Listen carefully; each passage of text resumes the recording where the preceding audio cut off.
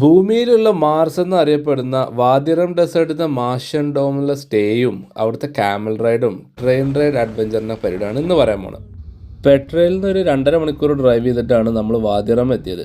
നമ്മുടെ റിസോർട്ടിലൊന്ന് check in ചെയ്ത് ഒരു ക്വിക്ക് ലഞ്ചും കഴിച്ച് ഞങ്ങൾ നേരെ ഒരു ട്രെയിൻ റൈഡ് എൻജോയ് ചെയ്യാൻ പോയി.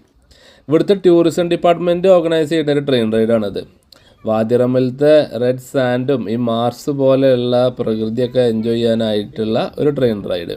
ഇതിലത്തെ വിൻഡോയിൽ കൂടെ വാദിറമിലത്തെ ഡെസേർട്ട് കാണാനായിട്ട് നല്ല ഭംഗിയാണ്. ഇതിൻ്റെ ഇടയിൽ എൻ്റെ നാട്ടുകാരായ 2 ഒറ്റപ്പാലം ഫാമിലിക്കാരെ പരിചയപ്പെട്ടു. അയാളറിയോ എന്നൊക്കെ ചോദിച്ച അവസാനം തിരുണ്ടിക്കുള്ള കോമൺ ഫ്രണ്ടാണെന്ന് മനസ്സിലായപ്പോൾ ഒരു കാര്യമില്ലെങ്കിലും ഞങ്ങൾക്ക് ഭയങ്കര സന്തോഷമായി. പണ്ടത്തെ അറബ് റവല്യൂഷൻ ഓർമ്മിപ്പിക്കുന്ന ഒരു നാടൊക്കെ അവർ സെറ്റ് ചെയ്തിട്ടുണ്ടായിരുന്നു. വെടിയച്ചകളും കുതിരകളും ഓടുന്നത് കണ്ടപ്പോഴാണ് ഞങ്ങൾക്കത് മനസ്സിലായത്. നല്ല രസമായിരുന്നു. ട്രെയിനിൽ പാട്ട് പാടിക്കൊണ്ടിരുന്നിരുന്ന അറബി പെണ്ണുങ്ങളുടെ കൂടെ അത് ഏറ്റുപാടി അവിടെ ഉണ്ണിയേട്ടം മെയിനായി. അങ്ങനെ ട്രെയിൻ റൈഡൊക്കെ എൻജോയ് ചെയ്ത് നമ്മൾ നേരെ റിസോർട്ടിലോട്ട് തിരിച്ചു പോയി. പോണ വഴി നല്ല പൊടിക്കാറ്റുണ്ടായിരുന്നു.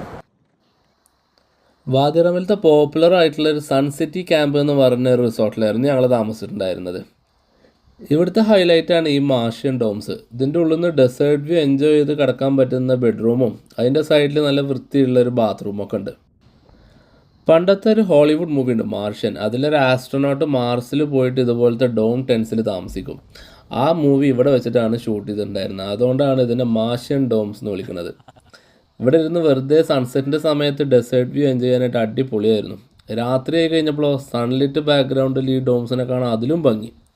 ഡിന്നറിന് സമയമായപ്പോൾ റിസോർട്ടിൻ്റെ മെയിൻ ഡൈനിങ് ഏരിയയിലോട്ട് പോയി. അവിടെ നമ്മുടെ ഡോം മാതിരി തന്നെ ഒരു 10 ഇരട്ടി വലിപ്പമുള്ള വലിയൊരു ഡൈനിങ് ഏരിയ ആയിരുന്നു.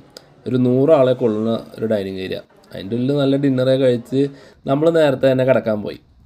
അടുത്ത ദിവസം അതിരാവിലെ എണീച്ചപ്പോൾ നമ്മുടെ ബെഡ് കിടന്നുകൊണ്ട് തന്നെ നമുക്ക് സൺറൈസ് കാണാൻ പറ്റി. രാവിലെ ഉച്ചക്കും രാത്രിയും വൈകുന്നേരം എപ്പോൾ നോക്കിയാലും ഇവിടുന്ന് അപാര ഭംഗിയാണ്. രാവിലെ തന്നെ ഞങ്ങളൊരു ക്യാമൽ റൈഡ് ബുക്ക് ചെയ്തിട്ടുണ്ടായിരുന്നു.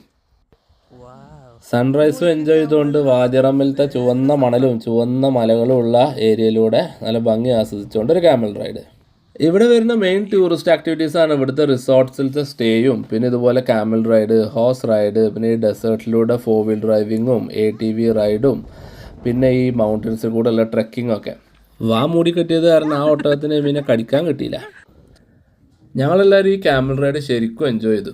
മാത്രമല്ല വാദിറം മൊത്തത്തിൽ ഞങ്ങൾ എക്സ്പെക്റ്റ് ചെയ്തതിനേക്കാട്ടിലും ബ്യൂട്ടിഫുള്ളും ഫണ്ണുമായിരുന്നു. സൺറൈസിൻ്റെ ബാക്ക്ഗ്രൗണ്ടിൽ ഇവരുടെ നല്ല അടിപൊളി ഫോട്ടോസും വീഡിയോസൊക്കെ ഞാൻ കുറച്ചെടുത്തു. അതിനുശേഷം നമ്മൾ ചെക്കൗട്ട് ചെയ്തിട്ട് ജോർഡാനത്തെ പരന്ന് കിടക്കുന്ന വിജനമായ ഹൈവേയിലൂടെ 100-110 അടുത്ത ഡെസ്റ്റിനേഷനിലോട്ട് വെച്ച് പിടിച്ചു നമ്മൾ.